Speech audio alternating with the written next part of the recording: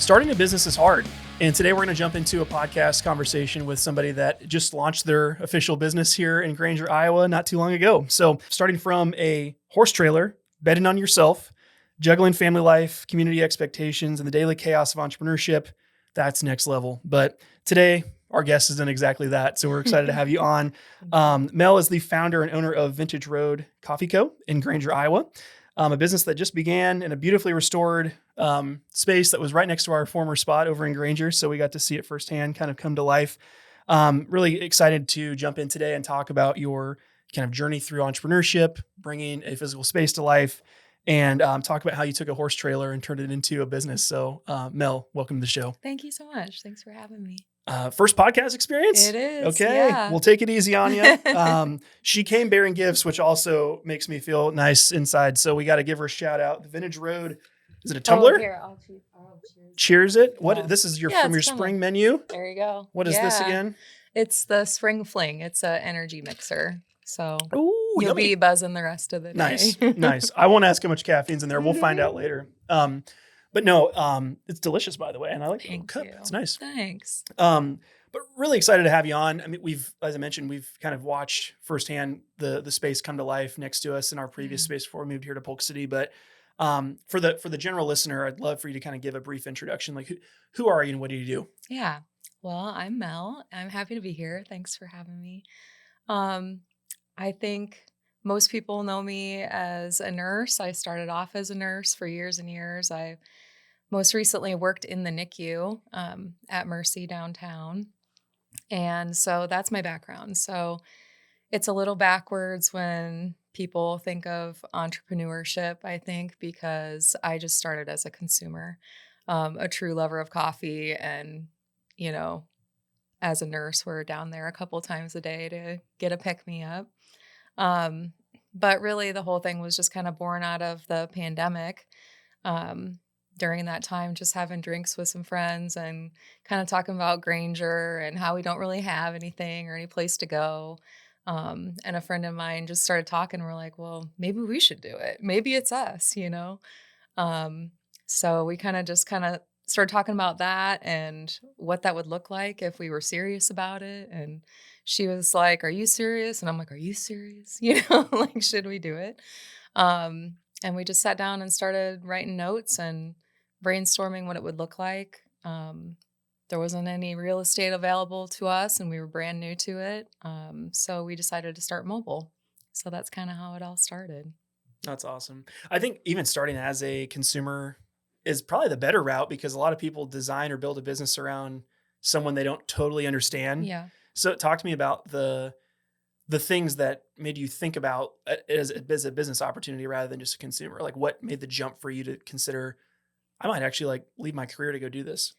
It didn't come until a couple of years into the business, to be honest. I think I was surprised right off the bat, and so was my business partner.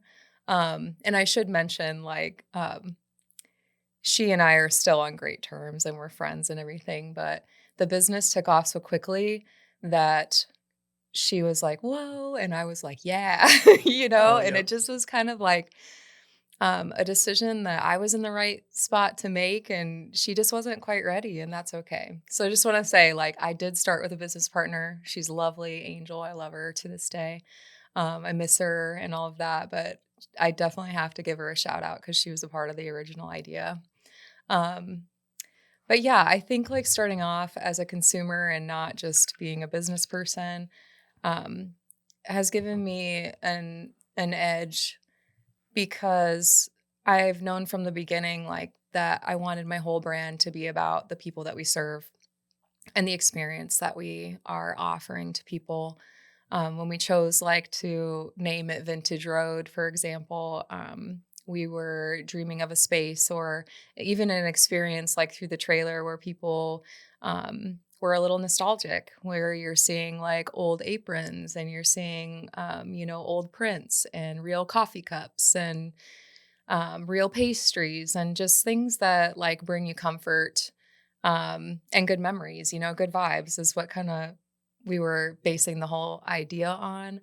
And that just came from knowing what I want when I go out somewhere, like I'm probably looking for a place to sit, enjoy some space. It's not too loud, it's not too quiet. Like there's people around, it has pretty flowers, good food, good drink, like all the comforts that, humans want. So I think starting off as a consumer, like I knew what I didn't like and what I did like and what we wanted to bring to people like through our brand. So that's kind of how it started. I love that.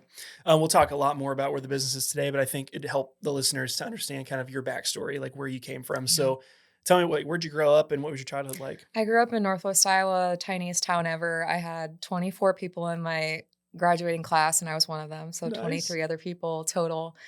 And Which town? Which town? Pomeroy. Never It's heard so of it. small. It's so I've been to a small. lot of small I would towns. be so surprised if you did hear of it, but it was Pomeroy, and then we were consolidated with Palmer, an even smaller town. And so the two came together to make a total of 24 people in my class. Nice.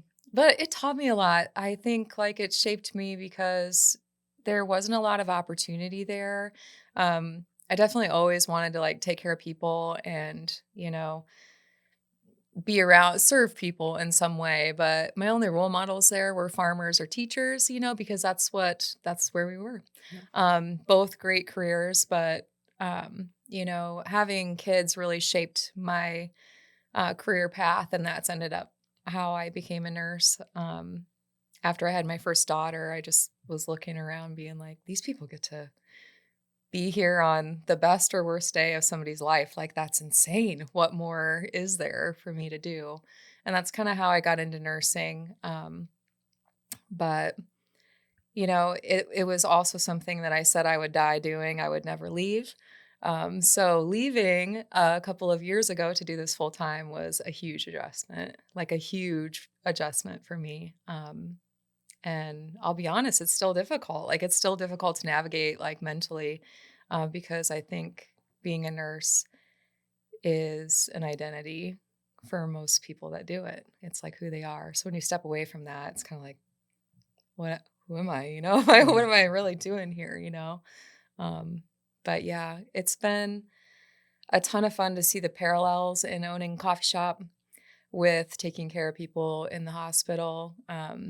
How people really only want the same things. They want people to listen to them, to know them, to remember them, and care about them. And it's really what I do every day now, even though I'm not giving CPR and like Hopefully. saving lives.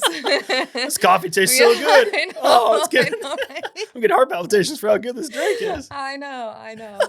But I think like in my own healing and in my own process, like processing being away from the hospital and away from that high intensity scene, I've just found a lot of parallels and things I can hold on to and really enjoy.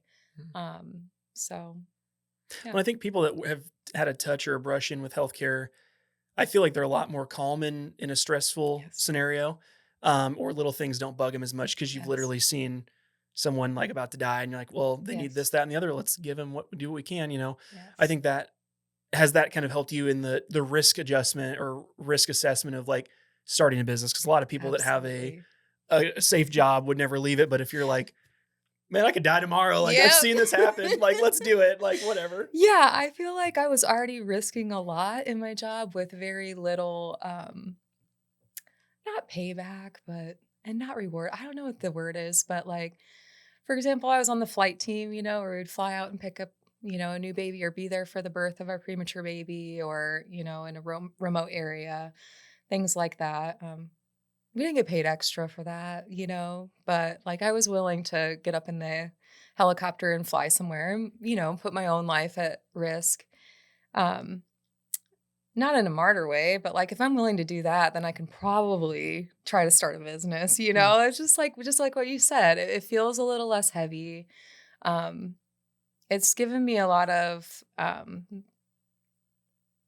don't know, perspective, I think is what I'm looking for because I always tell our staff when they're training, like, there's no coffee emergencies. You know what I mean? Like, we're here to serve, but like, none of this is going to make or break someone's life today. Like, so how you handle it, if you're nice to them, that's what they'll remember, Right.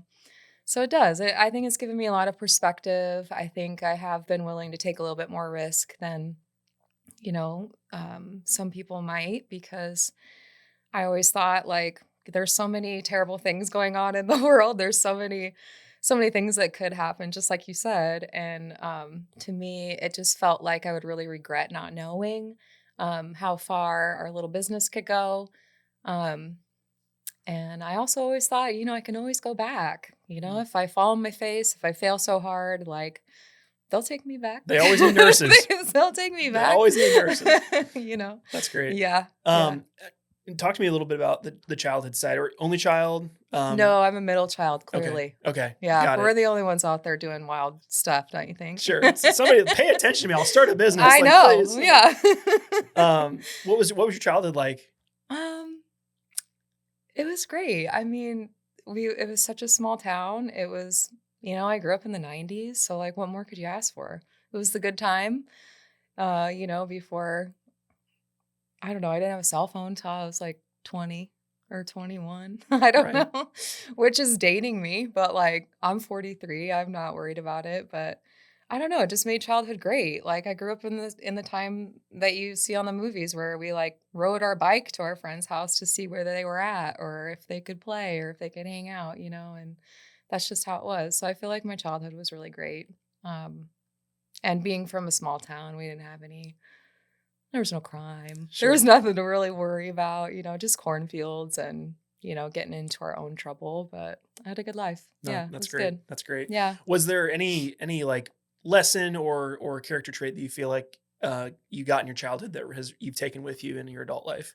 Oh, I was just like always on, in my conferences, like, she's a great student, but she talks too much. I've literally You had know? that was me. They're like, And I was he's like, so oh smart, but no. he just talks way too much. Yeah, but I Sorry. had a short leash. Both of my parents worked in the school district. And so, it was such a small school. We lived a block away. Like, I didn't get to do much, in our town that my parents wouldn't know about, and if I did, it would get back to them. Mhm. Um, but I don't know. I think like having such a small group of people in my class too, like we all were unique, but like I was seen as a leader. Like I was voted class president, which I didn't want because I have to plan the reunions. And I was like, no, no, Mhm. That's but like, the job that keeps giving. yeah, Decades it later. is forever. Yep. And I actually kind of lucked out because 2020 should have been our 20-year reunion. And of course we couldn't get together. So I was like, rain check, Darn. rain check. But no, I think like I've always been a little bit of a reluctant leader. I don't know that I see myself fitting in that role, and um but I just enjoy like living life and trying to get as many experiences as I can. And it's kind of like morbid, but I always just think like, if my funeral's tomorrow, what would I be sad about that I didn't do, or would I look back on my life and be like, that was a great life, or I did everything to have a great life, or do the things that I wanted to do. Um, and of course, like I don't have the resources to do all the things I want to do, but Mhm.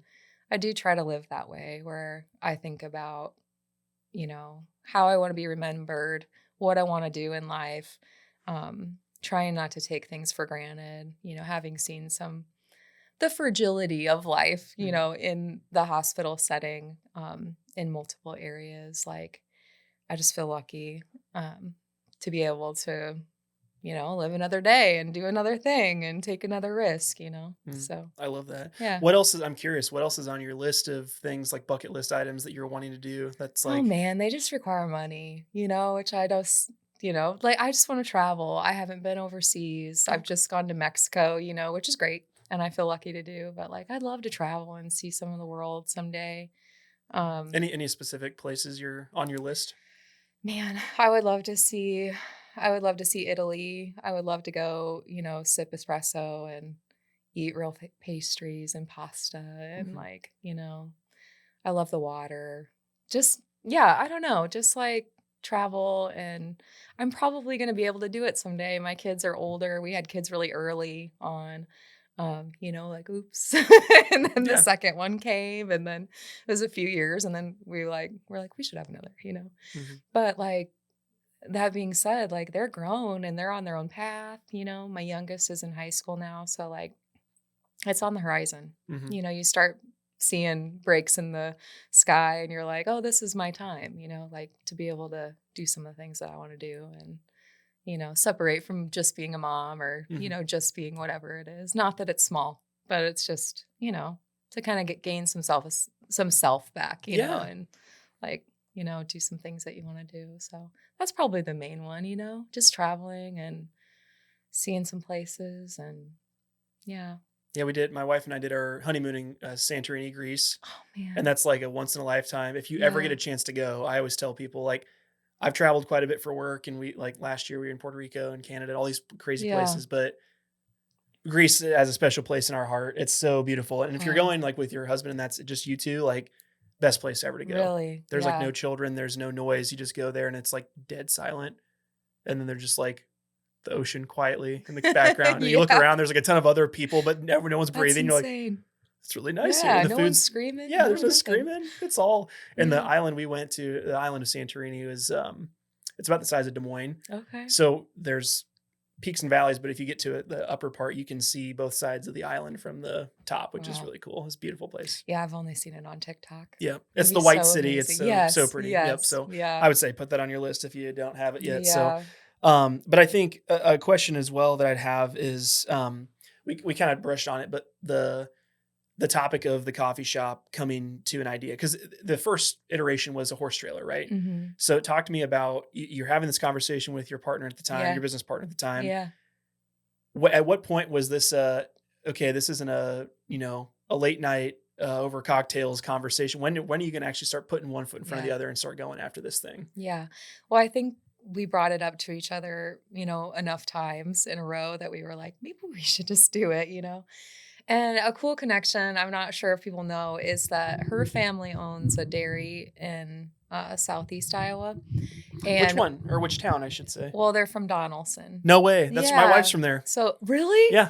I grew up in West Point, like 10 minutes from there. So they own Hinterland Dairy there. Oh, okay. Yeah, yeah. So her parents are still there running that. My wife's classmate was like a Crable, and she Okay. runs a dairy farm there. They have Oh, like a really? small farm to table. They Yeah. turned the old gas station into a farm to table cafe. Oh my And she's a gosh. classmate of, like, she's like 30, like I'm Yeah. 31. So it's Okay. like kind of cool. Like they're keeping Yeah. that alive, which is neat. So That's super Cassie, if you're cool. watching, shout out Cassie Crable. So They are just a delightful couple and they have an amazing business. But Jessica and I, my business partner and I, were looking for trailers and something mobile. We had set our mind on that. And we were just looking on Marketplace, like what could we renovate, and we found this one in Southern Iowa and it was like 3 hours away. And so she messaged her sister and she's like, can you go look at this? And she's like, Jessica, this is literally, we have this sitting like out in our pasture right now. Like Dad has this trailer. It's just sitting there. Do you want to talk to him about it? And we just kind of laughed because we didn't even consider it. But we ended up taking the road trip down there to their dairy farm and looking at the trailer. And that's kind of where the name of our business came from. They live on a beautiful road. We took a road trip through Iowa to go see it. It was just a nostalgic moment. And then, yeah, I'll have to show you a picture of it. It was pretty rusted out and pretty yeah, bad to start. I think I saw a picture on the Yeah, website. I was yeah. like, not to call it a rust bucket, but No, it was it a rust was bucket. it was a rust bucket. But I think that's the joy in it, and there's a real joy in making old things new again. And that's really like my passion in life is I love to thrift. I love to go antiquing. I love to find old things that mattered and make them matter again. I just think it's super fun and kind of thrilling. The whole process is thrilling. And this was that. And it was really cool that it had a connection to her family. And that we were able to start there. So that's kind of where everything started. Well, and you can see it prevalent in your business now, like an older building that Yeah. has some history and some character, Mm-hmm. and just the furniture in there is Yeah. all thrifted. It's like Yep. all that stuff is just, it ties into that, like it's vintage. It's a Yeah. vintage feel. Like it's a Yeah. trip down memory lane. So that's Mhm. great. Yeah. So you start with a horse trailer that's rusted out. Did you guys just take a saw to that thing and just start tearing it Yeah, apart? What like happened? the rudest part of this is that I pulled my husband into something like he had no idea. None of us did, I don't think we had any clue what we were getting into, Like, but what do you do in the next like year of your weekends. Like what? Yeah, it really was. And he's very handy. He can fix anything, and super proud of him in that way. Like we don't have to call a plumber, we don't have to call an electrician. Like he's a good guy. He's got it all figured out, you know. But he and my son did all of the plumbing, all the electrical. We took flooring from some real wood flooring from my friend's house, another nurse that was renovating, and made our back wall in the trailer, and stacked that all up and made a new wall. Just we had a ton of fun with it, you know, and it was during the pandemic, which, as you remember, was such a weird time. You know, our kids were home, and it was like early, you know, they got out early that year and didn't go back until late. And so it just like life slowed down enough for us to renovate and enjoy the time. It was a ton of work. But we got possession of it in February. It had to go get welded, and they had to re-weld on a wheel well. Like it was really junked out. You know, it had been sitting out in the pasture for a long time. Um, Make windows, and you know, I'm not a welder and neither is my husband. So we had to do that part. That was the most expensive part. But after that, and we got our hands on it in February, and we opened June 1st that same year. So it was a pretty quick transition, just a few months if you look at the picture to see how far it came. Mhm. But yeah, it was good. So you get the horse trailer built. What was that first year in business like? Because you guys probably had to go and find, hey, can you let Yeah, us set up in your parking lot? Or how did you kind yeah. of go about that in the Well, I first think year? our mindset was very small. We were just thinking about Granger. We were just thinking that we would pop up a couple times a week for the people in our town. There was no I'm sure the real business people are cringing at this whole story, but like this is the truth, you know. We had no concept of what was in front of us at all, like especially with the pandemic, because we hadn't really even thought about private events beyond like maybe doing a farmers market, which is a public event. But when businesses started trying to re-incentivize going back into the office, like our business exploded, our mobile business exploded, like, and that wasn't even on our radar. We weren't even thinking about that. We were just like, oh, how are we going to serve Granger? How are we going to, you know, pop up at some cute events or whatnot? But we started being hired to, like, people just pay us to bring our trailer there and serve their employees, or you know, companies pay us to go to their clients' businesses and serve them as a thank you. None of that was on our radar. And it turned out to be like the number one thing that we did. Um, and so it became so busy so fast. It was really, truly like nothing that we had anticipated in the beginning. And I think that's, you know, where it started with Jessica and I, like, neither one of us were prepared for any of that, you know, and it was just like working through it together, you know. Um, but I was like, this is great. And I know she was too. She was all about the success, but she has younger kids than I did, you know, we were just in different places. So her decision totally made sense to me. And she's been so supportive, like, since then too, like with our business, and her parents also. So, yeah. But there was really no way for us to anticipate that with the pandemic. We weren't thinking that way. Um, and since it started that way, we met so many people. There weren't really any other trailers in the metro at that time. Um, like there was some of the larger established coffee shops maybe had a trailer that they did, but that wasn't their primary focus. And so we really had a monopoly on the scene of the mobile scene, you know? And because of that, we met so many people in the first year. They hired us back the second year and the third and the fourth and the fifth. And here we are. So it's just really been a crazy trip that wasn't ever on my radar. But I've just been along for the ride, you know? Sure. I like to say yes if I can. And I think the biggest thing that we've done is adapt to how big we were, of the events we were being asked to do, and how to accommodate that. And you know, we got bigger machines, we got a bigger generator, we needed a 220 outlet in there, like things like that. um and now we're able to serve huge companies, Wellmark, like 500, they're like 500 people. Can you do that? I'm like, yeah, we can. We need 4 hours. We Yeah. can Give us some do time. it, but we can do it. Um, so it's set us apart. There's been a lot of trailers that have come up in the last 5 years, but um, nobody's really doing the volume that we're doing still. And I'm sure they will, but they're just learning just like we did. We just got a little bit of a head start, Sure. but it's been great. Does the trailer business still exist today, or have you guys Oh sunset yeah. that? Okay, that's still a big part of your business. I think it's the biggest misconception is that the end goal is the brick and mortar. Um, because it isn't for me.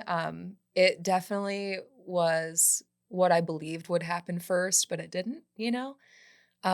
And I tried all of these years to find a spot. I looked at the spot next door. I mean, it fell through. There was a lot of ups and downs just trying to grab a spot in our town. Um, but like the trailer, like business wise, to be frank, that is what makes our money, you know? We're asked to come to places paid ahead of time, to care for X amount of people. So it really takes the guesswork out of like drawing people in because they're there. They're there for the event. We're there to serve them. We've been paid to do that. Whereas, in the brick and mortar, you're relying on people to choose you day in and day out. Mhm. It's just a completely different setup.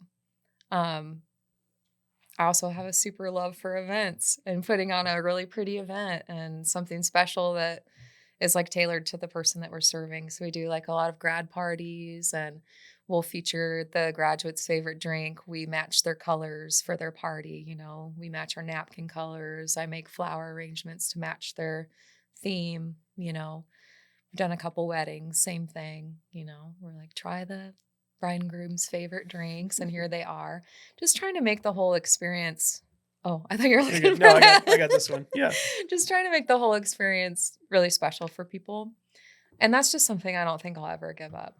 So the trailer's not going anywhere. In fact, it's probably the biggest part of our business. And I don't know what the future will bring. We're brand new in our spot. And it's been great so far, but I have no frame of reference for it really, like, you know, how big it could get or if it will always just be this way.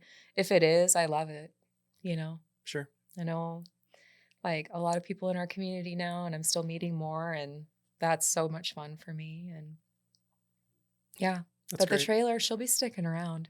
It's a lot of physical work though, so I do say, mid-season I'm like I'm not sure how many years I have left in Mhm. me, unless I end up getting really fit, which I'm 43 years in, so probably not. Sure. Probably Sure. not if I haven't done it by now. But like, yeah, it's a really important part of our business and it's not going away.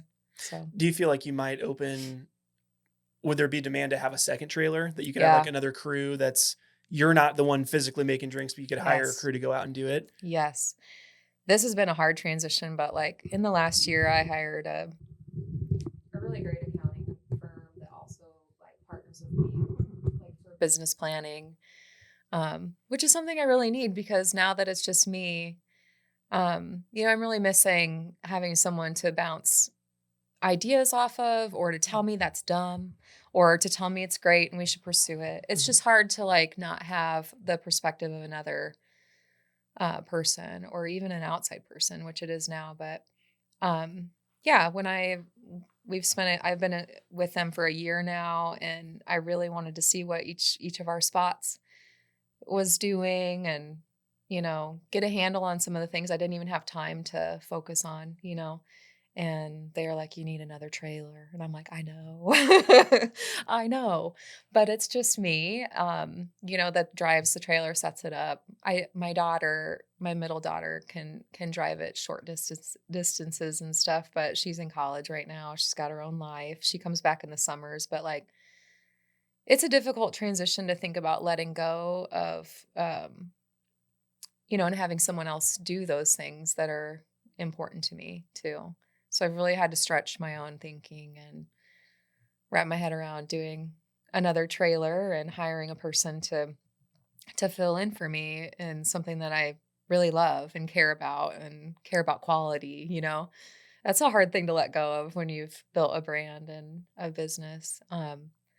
But the answer is yes. I probably turn down 80% of the inquiries that we get because we're already booked, or I'm booked twice that day, and there's just that's as much time as we have and as much energy as I have. But that's an insane number of things to turn down, and Right. even I am aware of that. Just seeing the Yeah. dollar signs fly out the window, but I also know. like, Yeah, and even just like, yeah, it really is um a market where not a lot of people are doing what we're doing still, sure. at least here. Well, I think Mhm. it's the thing that will probably open your eyes to it is if you hire someone that works at the shop that has that drive that you're like, oh, they could handle a Yeah. trailer. Like I can hand that to them. Like I think Yeah. it's if the right person shows themselves, Yeah. it'll make it clear in your mind. Yeah. It's just right now if you don't see the person that would run it or do it, because I think it's definitely something you can train, and even if it's the personability or like the Yeah. like you said Yeah. helping people, like you could train that to somebody. It's a unique set. I mean, because they need to, hook up a trailer, know about hitches and chains and generators. It's just a lot to it. If you're not there from the beginning to know how everything runs, there's a lot to the trailer. So, like, I just kind of laugh when I think about hiring someone, like what the description is, like must It's must love God. barista, but barista plus, right? But, like, can you drive a trailer? Do Are you have a you good with CDL? yeah. Exactly. I'm like, "And who wants to sign?" Anyway, That job description's gonna be nuts. I Like know, so I'm just must like have 5 years of coffee experience and a commercial driver's license. exactly, like, "Are you familiar with a renovated 1970s horse trailer? How do you feel like you are on the interstate?" Like, with that anyway, it's just, like, need someone who's, like, so great at PR, loves people, like, to the max, is super fast, is physically fit. Like, it's just like the trailer is just so busy. It's just we serve wild amounts of people in a short amount of time, and it's super fun, but it has to have the right person.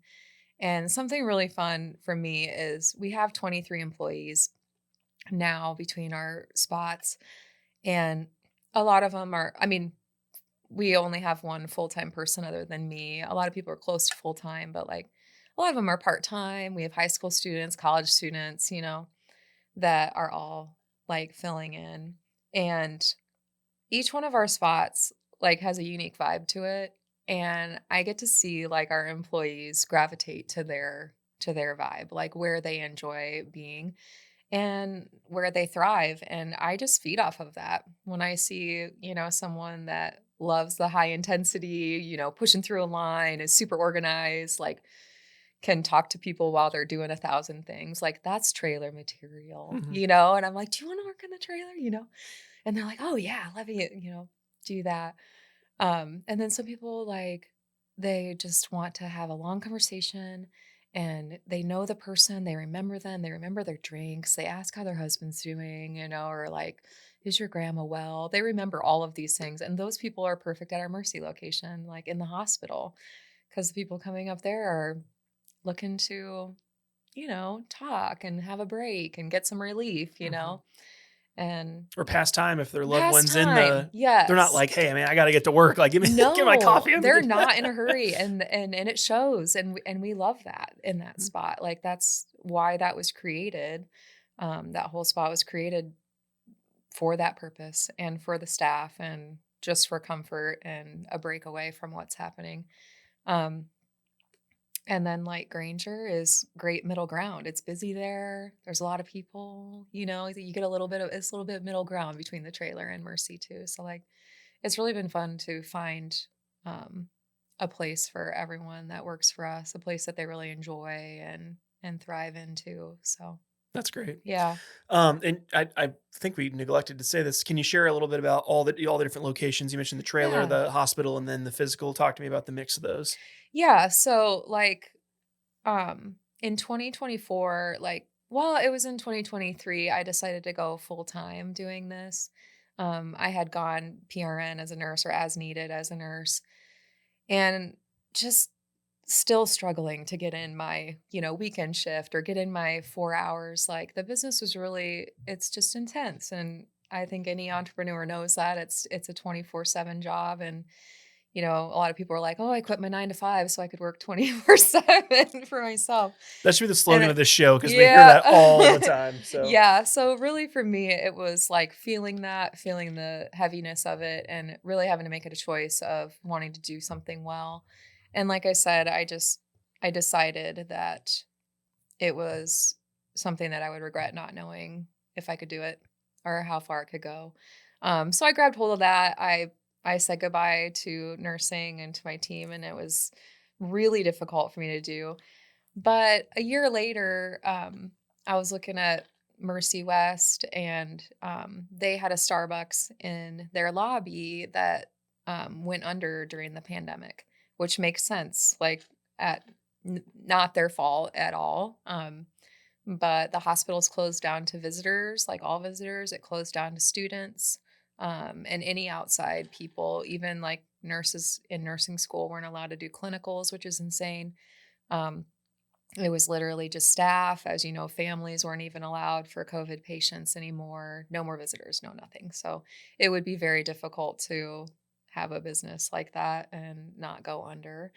But they did, and it had sat empty since then. So this was the end of 2023, so a couple of years, and still had the gate around it, still wasn't doing anything. And I don't know. I just thought, like, wouldn't it be cool if they were open to us filling the space, like coming in and giving us a shot and seeing how it went? So I just reached out to see if they had plans for the space and if they'd be open to it. And they were, and it took a few months to put a lease together, and you know how it is, but um came up with a plan, and we ended up opening in April of 2024. So we've been there a little over a year, which is awesome. um but it was really a full circle moment for me, um to bring back a little bit of like the hospital, to bring back, um all my friends still work there too, so it was pretty neat to bring something to that spot. And it's a smaller hospital, so, like, the cafeteria is closed on the weekends, so there was no food options for, like, patients and families, and, um, no coffee, and I just couldn't fathom that as a nurse, like, no co how are you working there with no coffee, right. like, I can't do it. So that's how that all came to be. We created a really pretty space in there. It was all set up, like, for coffee shops. We were really lucky to be able to come into a space like that. Helps Um in your build out cost too, Oh right? my gosh, Got to get yes. your what's it called, the grate or the drain, the grease trap, the Yes. all the health Thousands code. of Yeah, dollars, all those things were in place, so we yep. really, really, were lucky in that, and Mercy's been great to us. But it's been a really fun spot and a really neat transition looking back now that we've opened Granger, for me to learn how to do that in a safe space that was already built for it, because it just gave me a lot of knowledge of what I needed to do or what I wanted the workflow to be like or the space to be like in our spot in Granger. So we have the trailer where we started, Mercy came next, and Granger is um, our most recent spot. We did do a short time in Madrid up on the bike trail. We rented a little spot up there in the good months, I call it. The bike Sunscreen, months, the whenever bike the months, three yeah. months where it's nice to live in Iowa. Yep. Yeah.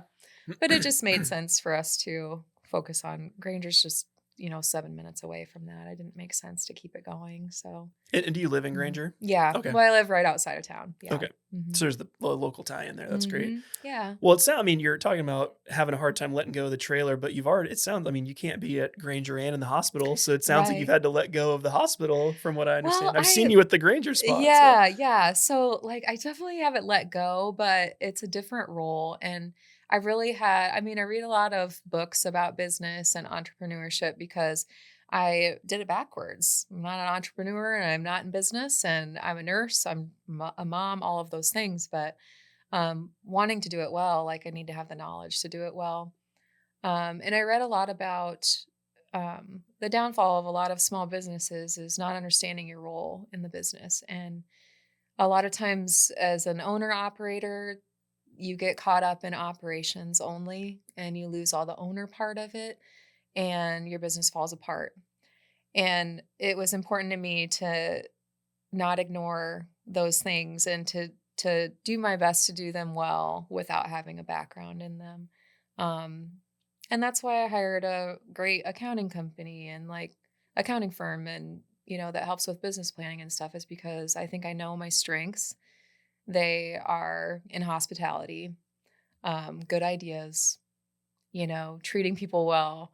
But no one's going to be like, Mel's a super great accountant. God, she's good with money. Or like, you know what I mean? Like, I want to be those other things, but I'm not. That's not my background. And I think my strength and what draws people to the business are the things I just mentioned. Um, but without the good bones in the background, like it would fall apart. I can't just live off of good ideas and, pretty spaces. And so I really transitioned in the last year to being present in all spots in every day. I mean, you can find me at Mercy every day for 20 to 30 minutes. I'm bringing stuff in, I'm bringing food in, I make flower arrangements there, I adjust the gift shop, I ask the staff, is there anything you need? I clean up a window, just stuff like that. I say hi to people. But I make sure they have the resources that they need to do a good job, and the rest is up to the person working. And if I don't do that, it falls apart. There's no more flowers, there's no gift shop stuff. We ran out of things. So I've really transitioned my thinking away from needing to be present, taking orders, making drinks at all times. Like that's not always my role. And if I don't focus on those other things, like no one else can do a good job at their job either. Um, so I've really tried to transition mentally and physically into a really supportive role for the people that I work with and that work with us, and really try to just bring my strengths where they belong, keep them where they belong. Um, and when I hire people, I always just I never ask them like, do you have barista experience? I mean, it's great if you do, but it's the least of my concerns. Like my question is, are you nice? That's what I say. You nice? Can you keep a straight face when someone's rude to you? Can you keep a straight face? What would you say, to this, or what would you say to that? I can tell just talking to someone if they'd be able to talk to another person or to treat people the way that I would want them to be treated in our shops, no matter what. And I also spend a ton of time talking about how our space at Mercy is there for comfort and to care for people. And that's our priority. And, when you get a homeless person that comes in and is clearly looking for a warm space, give them a warm space, give them a cocoa. I don't care. Like, things like that to make sure that we're always caring for the person and always giving people the vibe that the business is about. And so those are the people I hire. So I'm super proud of the people that work for us. And I care so much about them. I just think the world of all of them. And I trust them in the spaces when I'm not there. But if I'm not doing what I'm supposed to be doing, like it's not helping them. So Sure. that's been a big transition for me. But you can find me at Mercy. You can find me in Granger. But I'm definitely in Granger heavily right now. It's brand new. Mhm. It's my town. And I want people to know how much I care about all of our spaces and why they're there. But yeah, I've been in Granger every single day, 7 days a week since we opened. And April's looming. That's when our trailer opens again, and Oh, it's looming over me. I'm excited for it, but you're right. Like it's a big change for me um to do this trailer season, having this other spot. sure. It's a big deal. Well, and it's almost hmm like while you're in the thick of it, and this might be homework for you, find somebody that can tag along and learn the process, Yeah. document every little piece of it, and then be hmm like, okay, now we have an SOP. We can train Yeah. on this. Like hmm maybe next season you could try to Yeah. loosen the reins a little bit figuratively. hmm But, and I think it's interesting too that you have such a close proximity to it because a lot of owners would take I would say a backseat to operations and just say, hmm well, I'm the owner, so I'm not going to like sweep the floors or do deliveries or bring things to they can figure that out. I think that ownership piece is big though, because then your boots on the ground, you can see, you're operating, you can see, oh, Yeah. we're missing this or that, or we missed the mark here, or this barista is not being nice to people. They're Yeah. being like chronically nasty to people. It's like, oh, they're not a good culture fit for what we Yeah. need. I think a lot of that comes from the hospital too, like the way that you would love a manager or hate a manager depending on like would they be in the thick of it with you? Would they be in on the admit with you? Are they starting IVs with you, or are they in the office, And it's really hard to respect someone in charge of you if you feel like they don't know what you're doing or what you're responsible for, or they couldn't help you if they tried. Mhm. Just never really wanted to be that person, like, and I just want to be seen with them as someone working with them. We're doing the same thing. Like when I'm closing, I'm cleaning the bathroom, not them. And I'm like, the bathroom's cleaned. Sure. No one wants to clean the toilet. But like it's just important to me to be there. And when they see me there, they have ownership in their job then too, like they're like, she's here cleaning this up. I should be cleaning this up, Mhm. even if they hadn't thought of it or whatever. Like, they see me care about it, they care about it. They know I care about them and they care about me. So they care about the business, and I think that's what makes the whole thing work. I love that.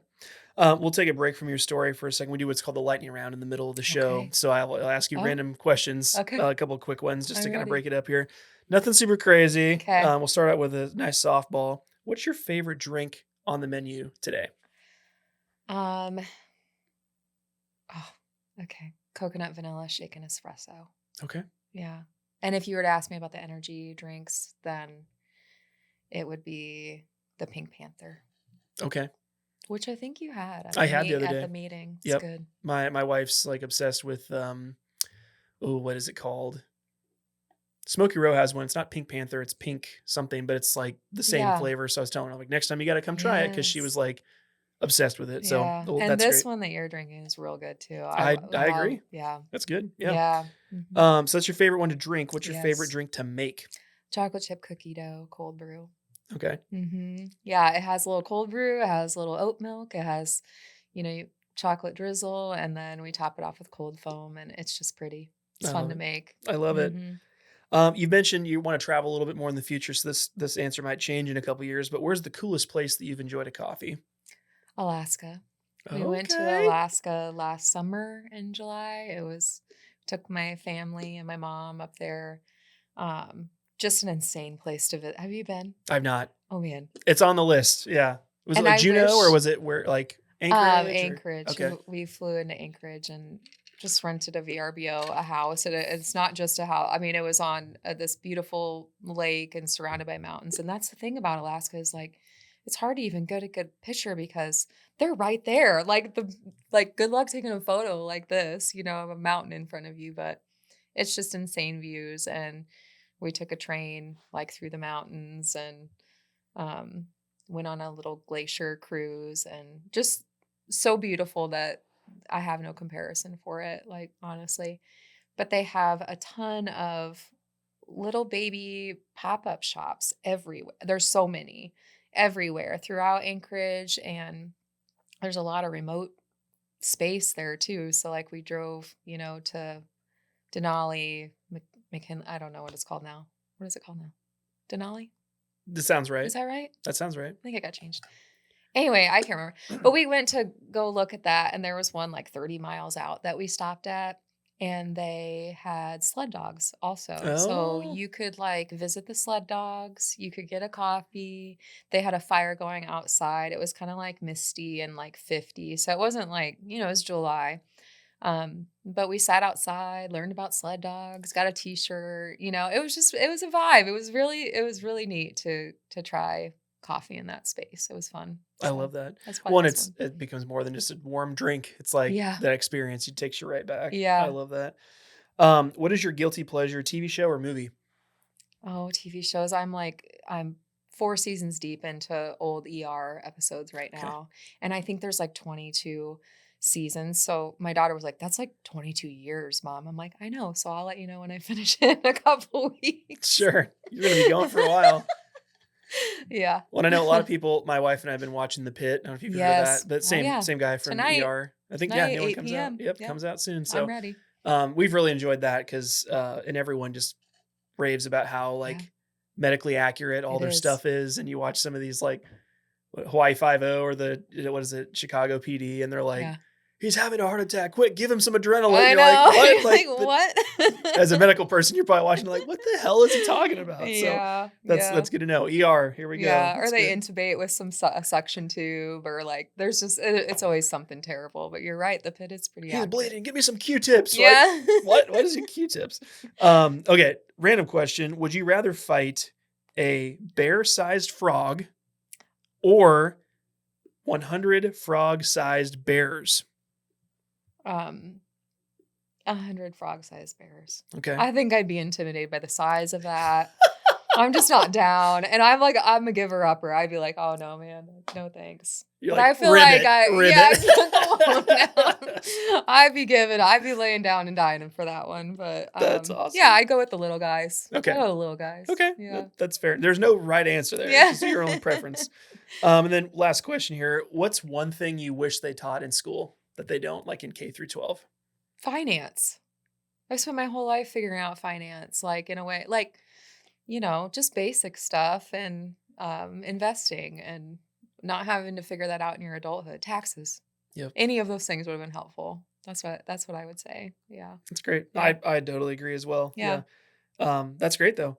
One of the questions jumping back in your story, I think would be helpful to know, as you mentioned multiple times, the big dream being opening a physical location, buying a building, and it taking you, 6 years to get there. Yeah. Talk me through some of the hardships or the barriers and things that you hit along the way that you almost found a place. You mentioned that the place next door was up for sale next to us. Talk me through some of those barriers. I think first I just want to say, like, my reasoning for wanting to do it is the amount of work that I've put in over the years to build the business, like with the trailer and everything.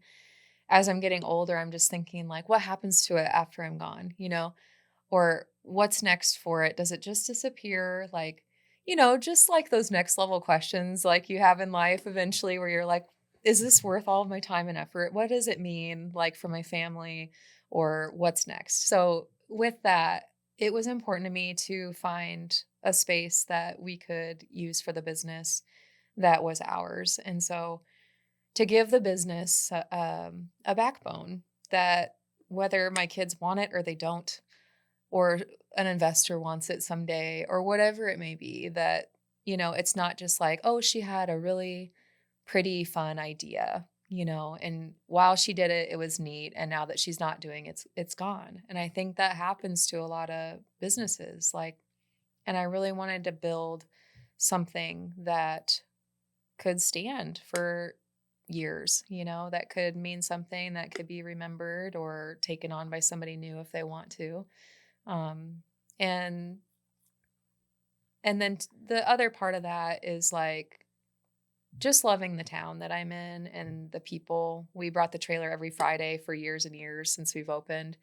And they would come to the trailer for coffee, and just building all those relationships, loving the town that I'm in, and just wanting there to be some community space. Like, we have a bar, which I love, but like, that's a nighttime vibe. It's not where I wanted something where people could like have a baby shower or sit down and have a meeting like we did, or, meet a friend that was coming into town, or bring their mom to, it's just, Granger's small and it's definitely growing. And I also am not dumb. I knew if I didn't do it, somebody would.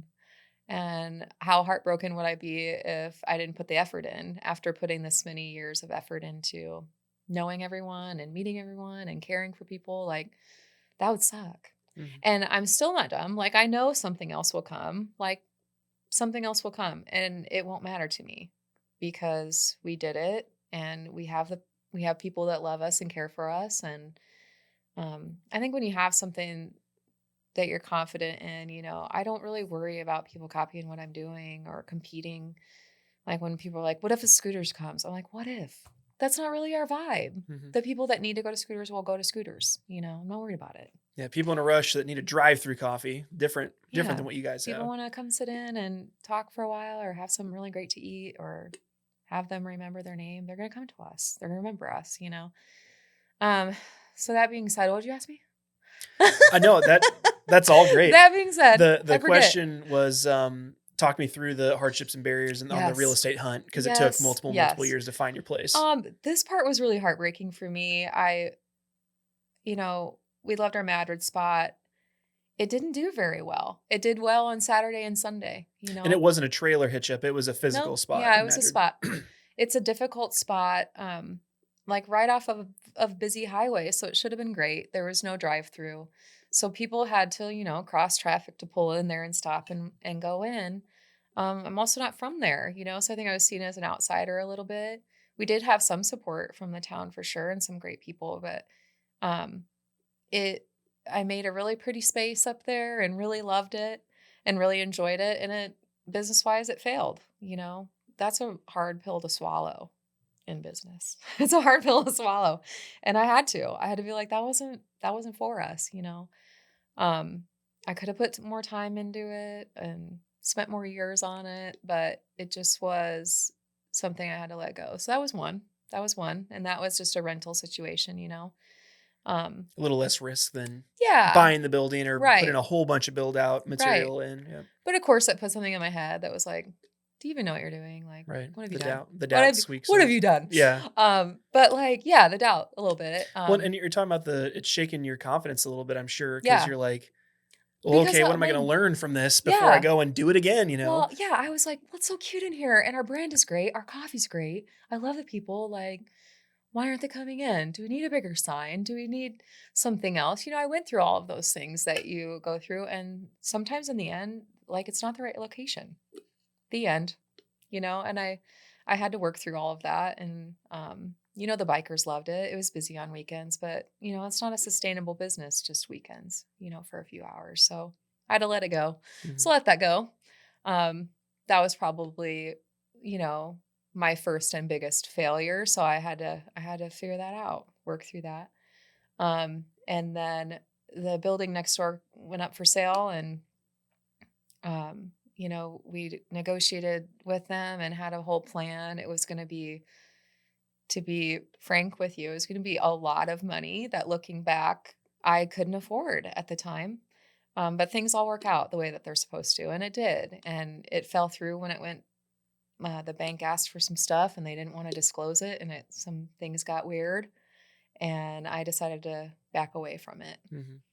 Um, But I was super sad, like, to be honest. I was so sad. I thought it had been my chance, and that was probably my only chance. Granger, it's really hard to snag a spot. Sure. Um, When I've seen inside that when it first went up, like that, the beautiful exposed brick and all this. That's the place you're well, talking about, that right? was my idea. I wanted to expose all that brick, which they did. Good for them. Sure. And sold it to someone else. And it's no one's fault. Sure. It's just, it didn't work out, and I had to let that go. Mhm. But something really interesting about that is that was probably 2 years ago. Um, while I was negotiating with them and talking about renovation and stuff, I was like, looked into how much it would be to like make the windows go to the ground and turn them into an arch. And it was like 30 grand a piece. And I was like, I can't afford that. Sure. And There's like then, $100,000 in windows just to get the yes, wind light in here. I know, I barely afford the building, let alone all of that. But I was like, man, I wish it had, maybe we could put an arch in here. Well, this building that I'm in now, it has 2 arched windows, and it's just everything I would have wanted. And I wasn't even looking at it. Yeah. I didn't even look at it. I was looking next door. And so I just think that's pretty cool. Like, things do work out the way they're supposed to. And I don't know. Just my love for old stuff. I just love the old building, and I just think it's fantastic. And it was super fun for me to renovate and, tear down some walls and Sure. find the old brick. And yeah, And the old safe that's still in there. It used I to be a know. bank. That's It's always a awesome. neat little touch Yeah. there. Yeah. Because talk me through, you were looking at the previous place that fell through. Was this one that you found off market? Was it something No, that just yeah, popped in your it was lap, off or? market. I was getting a massage in town. I go to her once a month, for, you got to schedule your self-care, because I'm so busy and working every day. I'm like, if I don't do something, I just get sick, and then I can't show up at all. So I was at my regular massage, and she said, before I get started, I just want you to know that I think, so-and-so is going to sell her building. And I said, what? Am I supposed to relax now? Like, and then we were just chat, chat, chat, chat, chat, like, and she's like, yeah, I think you should message her. So I messaged her. I said, is this true? Like, because I had sent her a message years ago when we were first opening the trailer and all that, looking for that, and she just wasn't ready to sell. And she had a medical practice in Ames and was just seeing some patients at random, like kind of as a satellite in that spot. So the building was really lightly used for years, well taken care of. So, um, she just said she was focusing more on her Ames, and like some of the people she had been seeing were no longer there. So it didn't make sense to have it anymore. So it really fell into my lap. And I was like, what are you asking? I'll pay it. And I did. I Sure. mean, I had been waiting. I was ready, and so it just worked out. That's perfect. Yeah. Well, it's serendipitous, but also I feel like if you put your dreams out to the world, Yeah. it gives them a chance to grab hold, because your masseuse could have not known about that, but Right. you've been talking about it like, my dream is to buy an old building in Granger and turn it Yes. into a coffee shop. And Yes. if you just keep like putting that dream out there, people remember your dreams, and I think Yeah. they'll advocate for you a little bit. Yeah, they want them for you. They want that. And that's how cool people are. Yep. They're always looking for ways to help and to help people get what they want and what they dream of. So yeah, it was amazing. Granger's been great to us, and they saw the vision. They were with us through the ups and downs, and um we were so far into negotiation in the other building that we had announced it at our town like celebration, and our trailer was, in the parade, and we had a little sign like storefront coming, fall of 2020, whatever it was. Mhm. So, I mean, I had to eat that. It was hard. It was really hard. And Like then every conversation you're having is like, when's your new location coming? yep, Ah, the negotiations fell what through. happened? And I didn't really want to like throw the owners under the bus or have any hard feelings with people. It's just the way I am. Like, Mhm. people do things because they do things, and I don't spend a lot of time thinking it's about me, And I didn't want to like tell the whole story. It was just it sucked, Mhm. And When you're another reliving like one of the yeah, worst business experiences your yes, whole time, besides the Madrid failure, but it's like, yes, I don't really want to relive the worst day of my life yes. every time I see a new I person, you know. know? And they're only asking because they care and they're excited too. But I think all of that brought a sweetness to this spot that wouldn't have been otherwise. And I also, the person I was, 2 years ago is not the person that I am now. And I needed the failure. I needed the failure in those spots to teach me and to, really hone in on what I wanted and make sure I was doing things the way I wanted to, and that I was knowledgeable and ready and prepared and not just dreaming, like not just going in with a dream and no plan. So, I mean, I'm grateful. Like, I don't think we ever learn unless we're in pain, because why would you? Why would you change anything if you're feeling great? Like, you don't have a reason to. So we really only make any changes when we're hurting or, something isn't working and we're uncomfortable. So like I needed it. And, you know, I watched a lot of business stuff to learn from others that are doing better than me. And, when they're interviewed, they're like, you watch the guy, have you ever been broke Mhm. on TikTok? I love it. I love listening to them. Is it my goal to be a billionaire? No, it's not. I I don't. I think I also had to redefine my definition of success. Like, what is successful for me? And it really isn't that. It isn't becoming Starbucks or being worldwide or anything like that. Um, but will I say no to the next location? Probably not. Will I get another trailer? Yeah. I mean, I'll keep growing until I can't. But like the dream is not to be Starbucks or to be a billionaire or to be in Dubai. None of that. Mhm. It's really not money. It wasn't born from money. It's not going to die from money. And it's never going to be that. Like, money is a tool so that I can keep going and find new spaces, to care for people. It really is. Yeah. So hopefully I'll make some someday. Sure, sure. No, I I don't love that. I know. love that. Well, I Yeah. think even that was going to be one of my other follow-up questions. Is you mentioned some of the failures teaching you some things. What do you feel like has been some of the biggest lessons you've learned and tried to use to go forward with your business as you've faced some of these really, really challenging things? Um, It's very solitary. It's just me. And I think it taught me to reach out to experts and to use my resources. And just like I mentioned a little bit earlier, like knowing what my strengths are and using them, but not spending a lot of time on things I know that I'm not good at. Hire somebody for that, rely on somebody for that, and really being organized in my thoughts and what's next for us instead of, the first couple years were just playing catch up from the growth that we had that was unexpected, catching up to that and learning how to, go with that flow and do it well.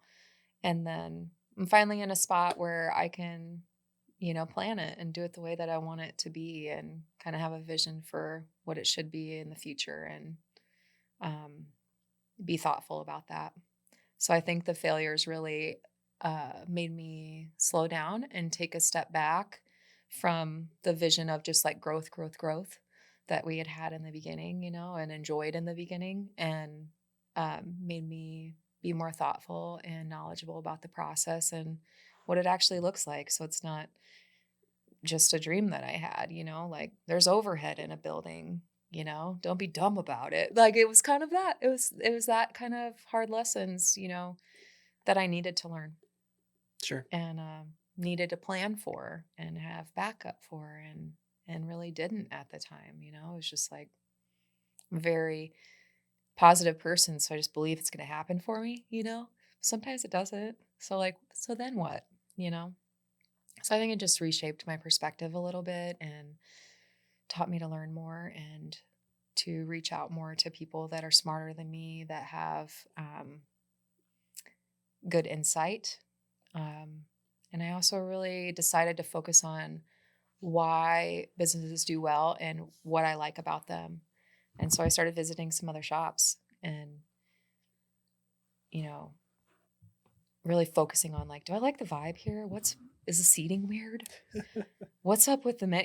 Those types of things I tried to really like learn from and grow from, bring it into our business. Things I think are weird in other spots. I'm like, we're not going to do that, Sure. Yeah.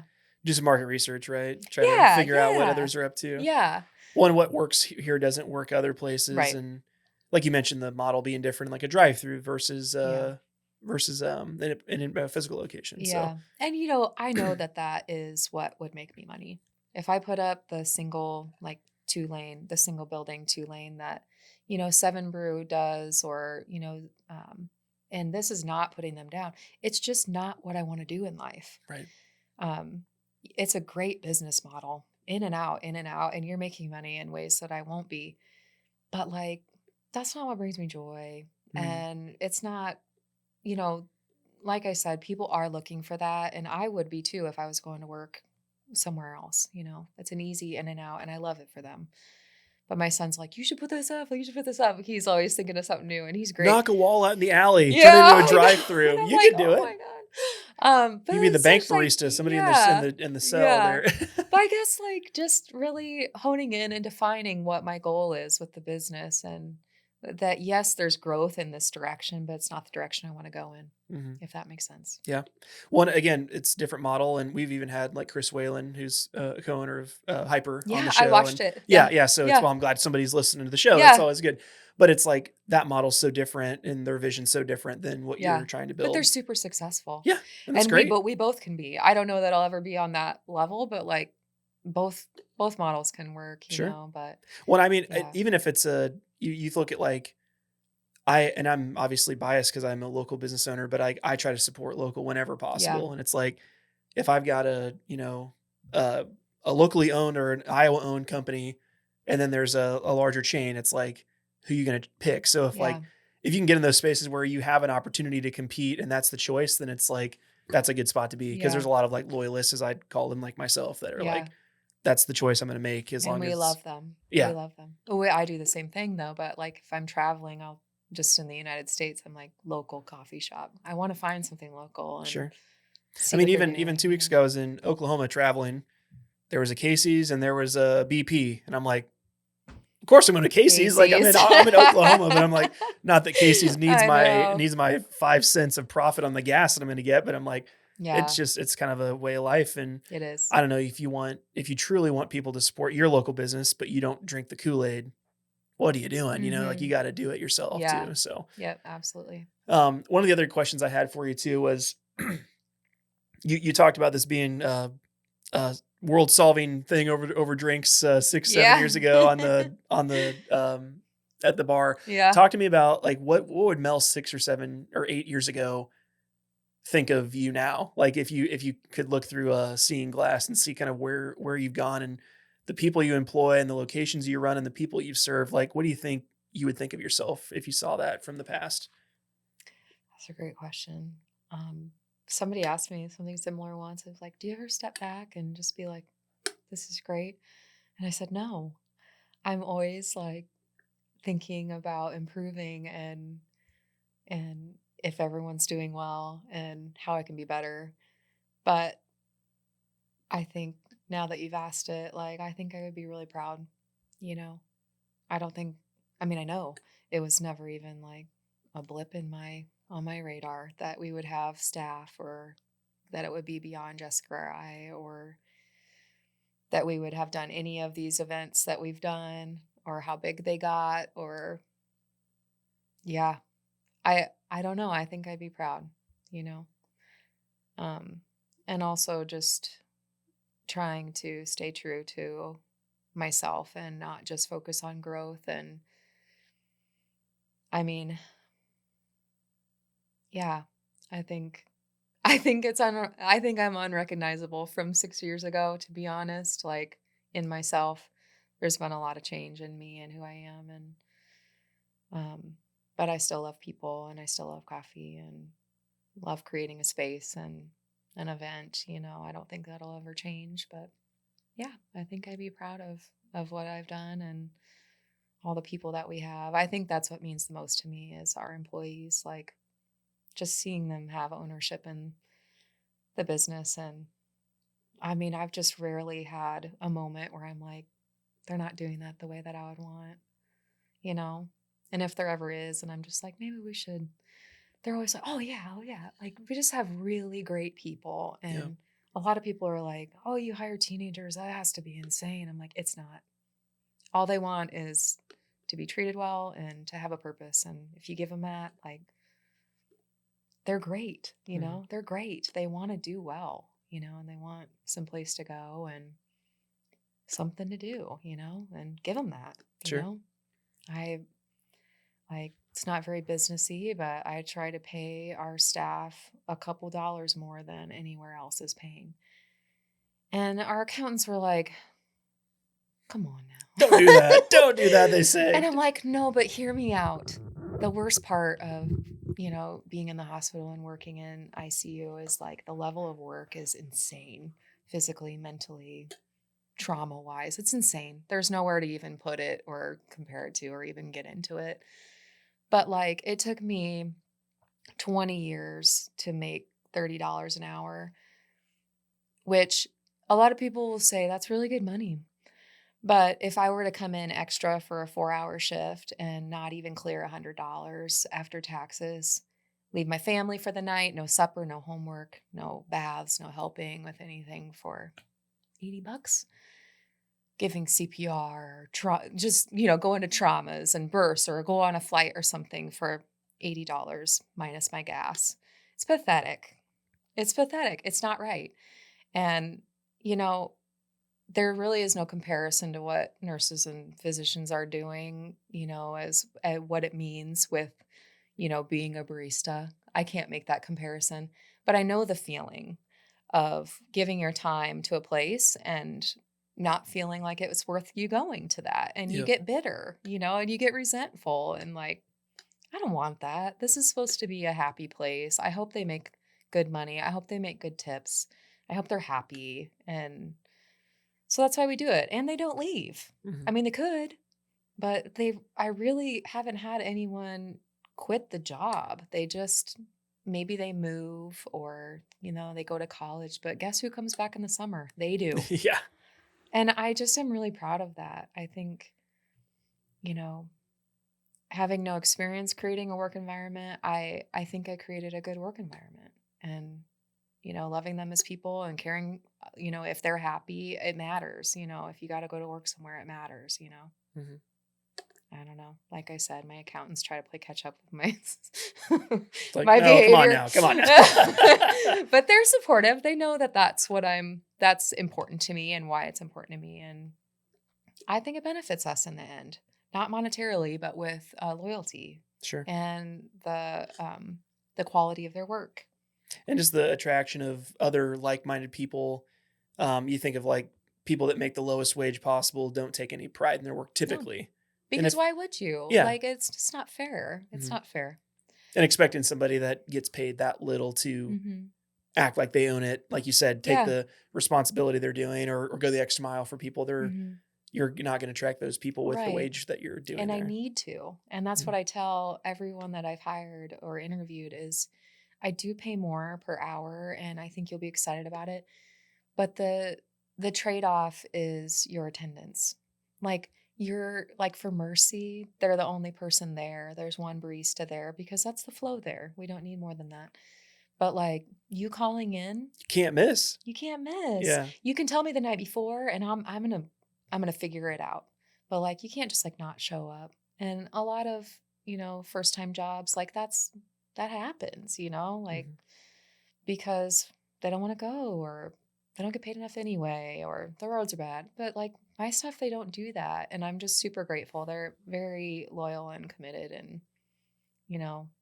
I think if you say it from the get-go too, like they know what you expect, they can make the decision. Like, is this for me or is it not? And that's what I always say. If it's not for you, it's okay. Like, we'll still be friends. Sure. You can still come by or whatever. But I do think that makes a difference. I love that.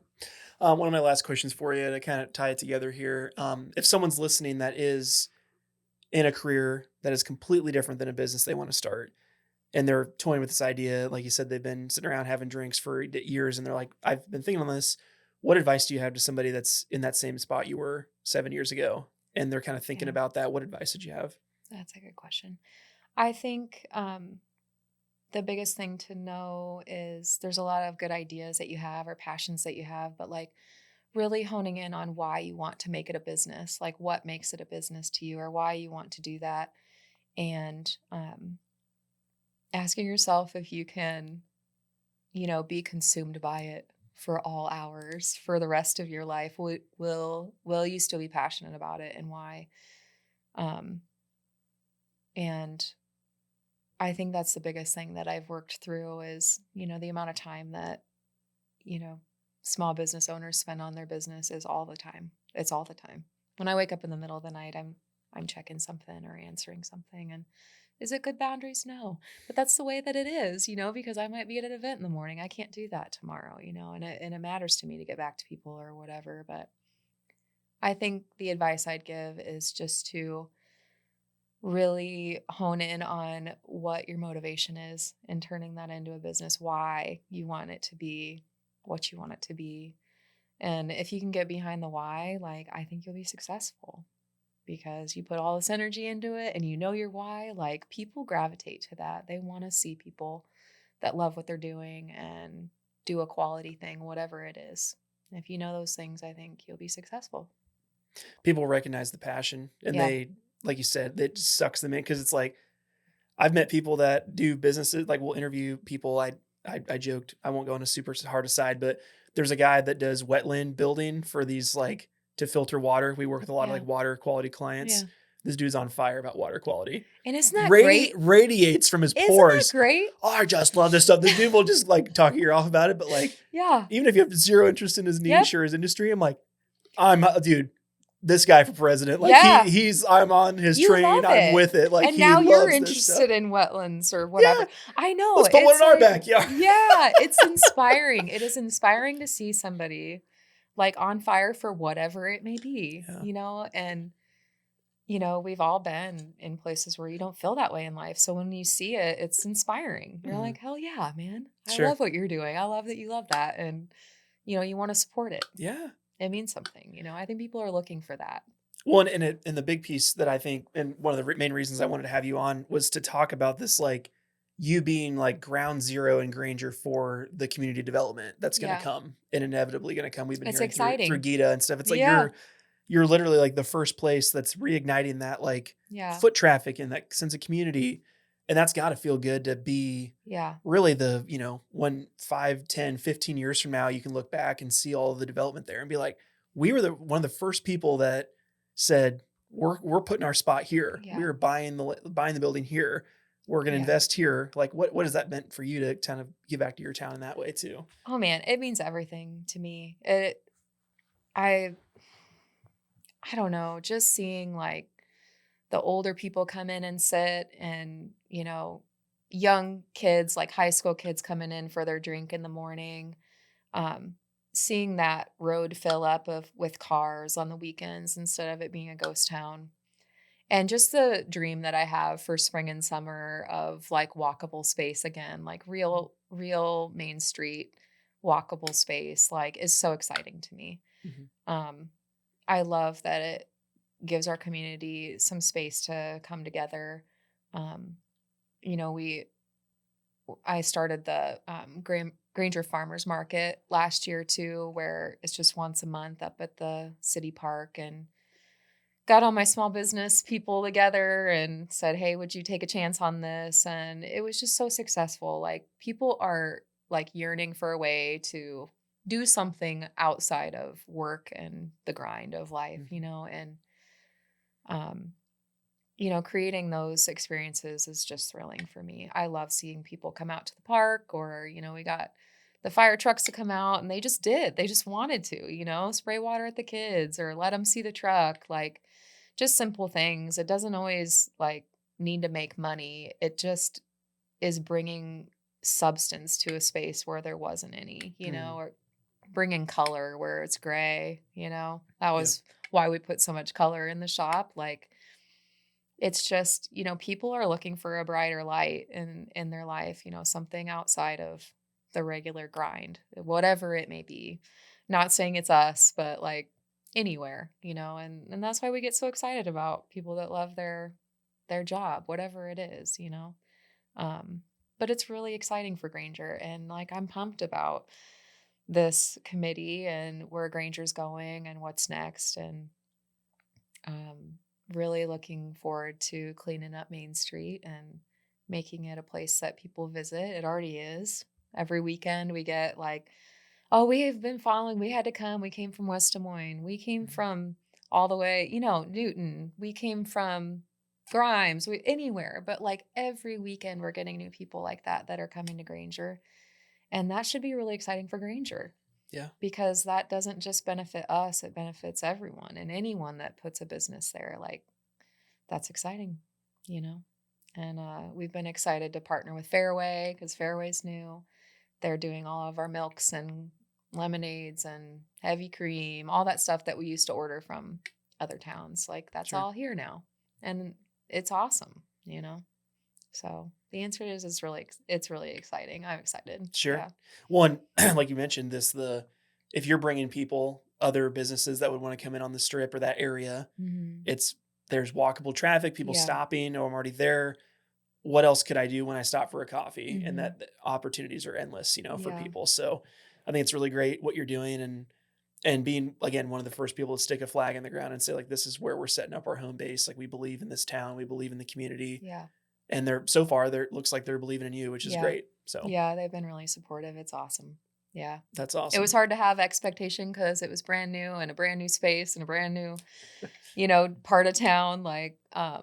But it exceeded my expectations, honestly. Like I was blown away by the love and support we've gotten there and the people that keep coming back, not just once, but they keep coming back for us. And that's not lost on me. That is a huge compliment. There's no bigger compliment than regulars Mhm. or people that are new that have never been there, but then I see them again, and that's awesome. Choose us twice, choose us 3 times. Like that's such a compliment. I mean, because you have so many choices and you can go anywhere that you want, and you probably have for your whole life. I mean, people are creatures of habit, so them going out of their way to visit us is always like the biggest compliment, and coming back again, bringing a friend, or I brought my mom. Yep.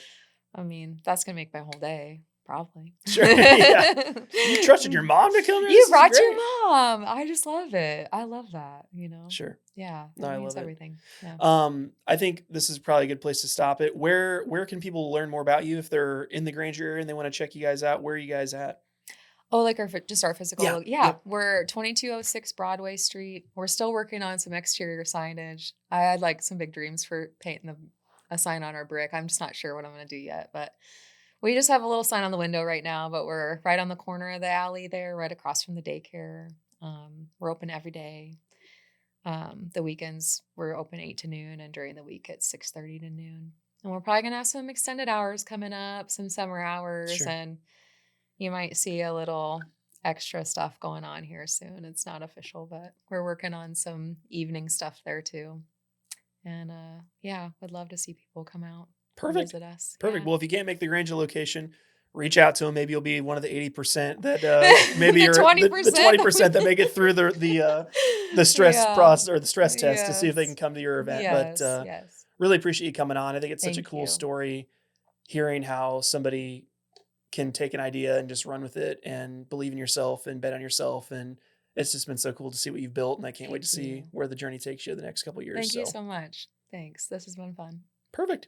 Well, if you guys made it this far on the show, you guys know what to do. Make sure to give us a big like or subscribe. Our goal is to hit 1,000 subscribers on the YouTube channel this year, so make sure to help us out there.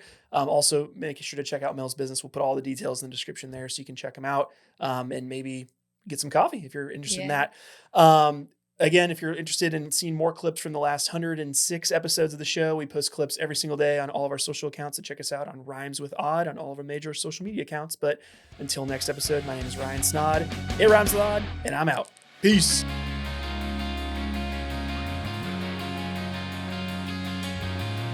Thank you so much for watching yet another episode of the Rhymes with Odd podcast. We really do appreciate your support. If you could give us a 5-star review on Apple iTunes, that makes a world of difference, guys. Also, if you're tuning in on YouTube or Spotify, make sure to subscribe so you don't miss another episode, and check us out on social media. Also, if you'd like to inquire more about our services here at Snod Media Group or learn about doing your own podcast for your own business, you can find us at snodmedia.com. See you in the next episode. Peace.